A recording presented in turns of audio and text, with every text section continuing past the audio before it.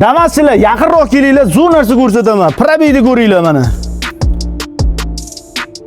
Hech qancha yurmagan, turming ham yurmagan mashina yangiligidagi muammolari va pullari nisbil ketadi. Sizlar to'liq obzor qilib beraman.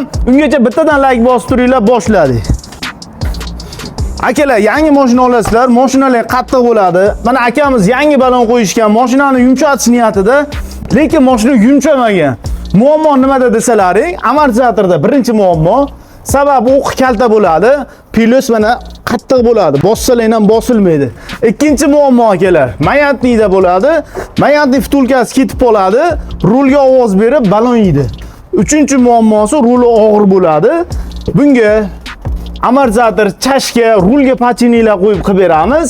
Bo'lgan jarayonni va pullari bilan nisbil ketadi qo'yamiz. Birgalikda ko'rasizlar, ketdi.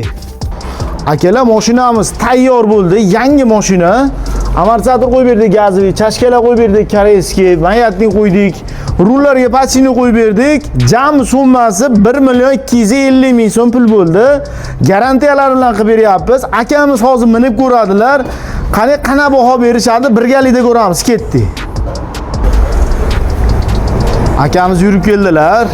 Mana hozir o'zlaridan batafsil so'raymiz.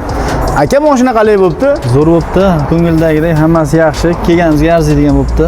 Yashang, rahmat ustaga, sizga ham. Gap yo'q aka, joningiz sog' bo'lsin. Ammo haqiqatan yaxshi bo'libdi.